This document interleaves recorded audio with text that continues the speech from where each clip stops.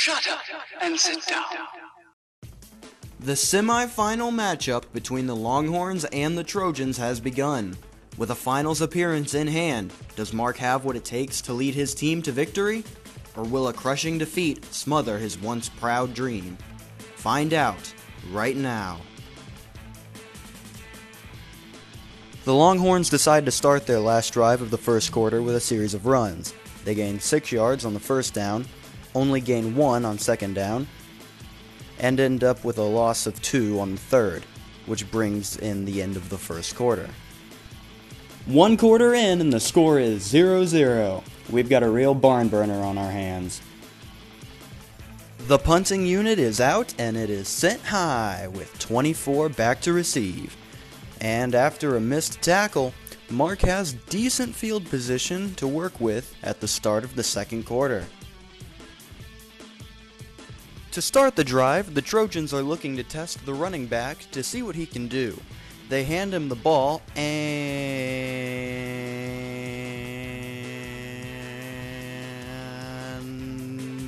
it turns out he's really good.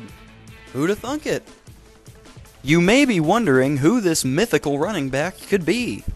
Well, his last name is Darby. Yep, Darby. Go ahead, Mr. Sanchez. Wonderful. The extra point brings the Trojans total to 7 as we move on to the kickoff, where the ball flies to the back of the end zone and the Longhorns give up and take a touchback. Cowards. The Longhorns saw the last drive and thought, hey, we can do that, and used the running back to instantly score an easy touchdown. The kicker hit the extra point and said, "Wanna see me do it again?" So he hit another one during the kickoff. The next drive starts with a run from Darby that results in a face mask. Another run from Darby that grants a first down and a chance to show off his smooth moves. A scramble from Mark that gets them another first down.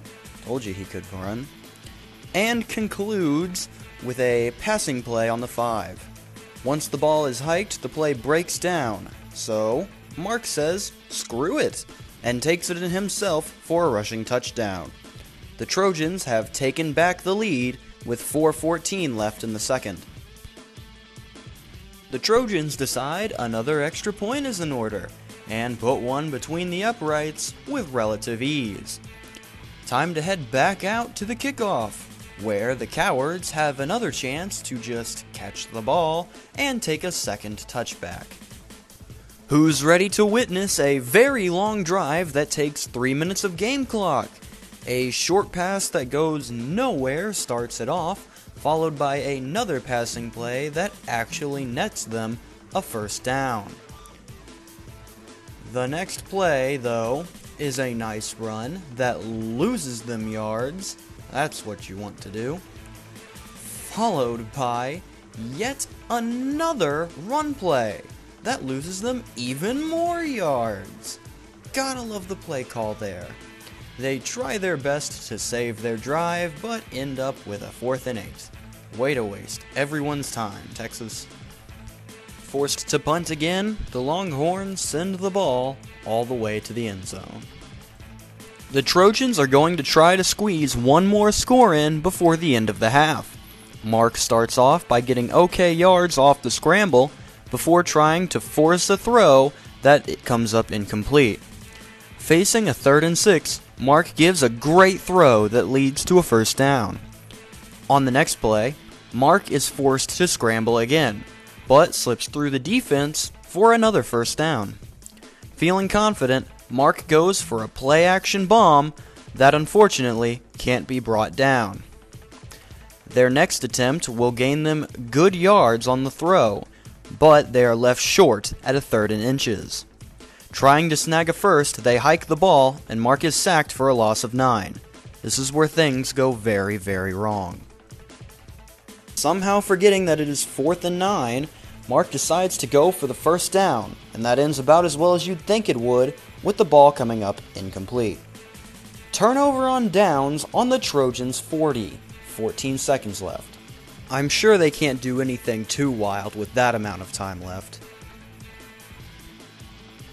Never mind! One play took them down 40 yards and put the Longhorns in prime position for a field goal that brings the Trojans' lead down to 4. We've got ourselves a game again. Unfortunately for the Trojans, there is just not enough time left to do anything with the ball, so the kickoff will be the last play of the second half and carry us into halftime. At the half, it's Longhorns 10, Trojans 14, and the Trojans are heading into the locker room with high hopes as they've managed to keep the lead. Mark chalks the first half success up to a team effort.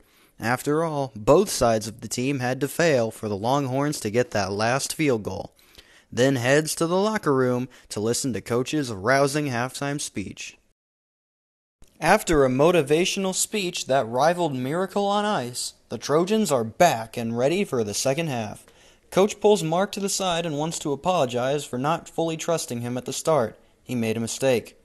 Mark, being the patron saint that he is, forgives Coach and reminds him that all that matters is the win. Coach says that he'll open up the playbook for the second half as Mark is ready to give it to him. It's now the third quarter and we're ready for the kickoff. The Trojans are receiving the ball at the start of this half and will have the first drive. Since the game is so close, now would be the perfect time for you to place your bets on who you think will win the contest. If I'm being honest, I'm gonna have to put my money on Texas for this one. The first drive of the second half starts off with a passing play that lets the Trojans move the chains rather easily. Following that is our man Darby with a run that only gains 3 yards, not really what we're used to. To compensate for that, they run another passing play, but to Isaiah Streets, that gains about 20 yards. Not bad, I'd say. After that is another run with Darby, and he manages this time to power through the defense and gain a first down. Oh, what's this? Is it Darby again for an 8-yard run? You bet your bottom dollar. Did someone ask for a Darby first down? Well, here's one anyway. And on the 6-yard line, Mark sees a wide open hole and charges straight in to grab his second rushing touchdown. The QB now has more points rushing than the other team has total. One extra point later, and the score is now 21-10. We are ready for another routine kickoff where the ball goes up and the Longhorns take a touchback. Surprising, I know. The Longhorns now begin their drive with some great O-line work that gives the QB enough time to throw a 30-yard pass. This is followed by more great blocks that give a very easy first down for the Longhorns. Their effortless drive is held up, however, as they can only snag a 4-yard pass on the next play, and it is held up once again on the next play when their run ends up with no gain. It is now 3rd and 6 and the QB is desperate, so he steps back, looks around the field, and tosses it directly to a Trojan defender for an interception. Nice work, dude. With the ball back in Trojan hands, the first play is to Darby, who ends up with a 5-yard gain on the run. The next play ends up with another breakdown. So, Mark rushes in and managed to take the first down.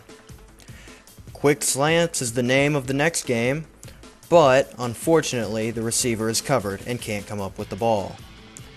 Things are looking good on this play until the ball is snapped and Mark is taken down on his second sack of the game. 3rd and 18 requires a great play in order to salvage the drive, and the Trojans get one to Isaiah Streets with 7 seconds left in the third. With the clock winding down, Mark throws a great outside pass to his tight end, who keeps running and gets a face mask penalty to put them at the 5 at the end of the third. Trojans 21, Longhorns 10. The start of the fourth is looking easy for the Trojans as they start at the 5 and get their first passing touchdown of the game to Streets. This is becoming a runaway. The extra point is up, and the extra point is good, bringing the Trojans' total up to 28. Want to see something cool? It's yet another kickoff where the Longhorns take a touchback. Don't see that every day. Alright, let's talk some football strategy here. You are down 28-10 with 5:55 left in the fourth quarter. You would think that the strategy here would be to quickly get your way down the field while using as little time as possible so that you have enough time left on the clock to get the ball back and score again. That way, you can make your way back into the game and possibly take the win if you're only down 18. It's only 2 touchdowns and 4 more points. It's very difficult, but it's not impossible. Instead of doing that, or at least trying to conserve the clock in any conceivable way, the Longhorns make multiple run plays, throw the ball through the middle of the field, not even trying to get out of bounds to stop the clock, and end up running 4 minutes off of a game clock where the quarters last 6. While down. It's not the best idea. After seemingly giving up on the clock management, the Longhorns have a 4th and 6, where a receiver gets wide open but just drops it. Yeah, the whole team dropped the ball on this one. Welcome to garbage time. The game is practically over, but the Trojans want one more score so that they can really show them what's up. A scramble from Mark leads to a run by Darby where he gets about the same amount of yards he usually does when he runs the ball. Another run by Darby ensues, and he decides to just break 2 tackles so that he can have an open field and score again, because who's gonna stop Darby? You? I didn't think so. He's a soldier. Another routine extra point is ready to go, and what's this? It's a fake, and he's wide open. Dude, come on. That would have been really cool. What the heck? Well, that was a bit of a buzzkill, but if there's one thing that we can count on, it's the Longhorns taking a touchback. Some things never change. It is now the last drive of the game, and the Longhorns just want to score one more time so this game doesn't look quite as bad as it actually is. They get this nice pass on 2nd and 10 that takes them a good ways down the field, then follow that one up with a way outside throw that is somehow brought in for another 1st down. The next play ends up going nowhere. And the play after that brings up a 3rd and inches with 13 seconds left. The no-huddle offense confuses the defense enough that they get a great throw that puts them at the 6. After this, there's only 1 second left on the clock. Can the Longhorns do it? Play action pass. He's looking, back of the end zone, and it's ruled incomplete, and the Trojans hold strong and crush the last of their hopes.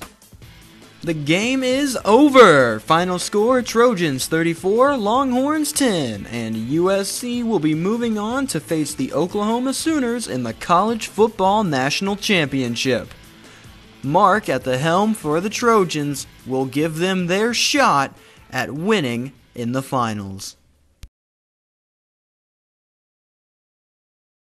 But the pressure is all on Mark in his next game. In order to secure a chance at the draft, he is going to need to bring his A game to the championship. Will he be able to lead his team to glory, or will his shining dream fade away at the last moment?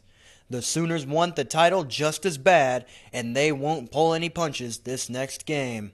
Make sure you tune in for the finals to see what becomes of Mark. Till then, have a fantastic day.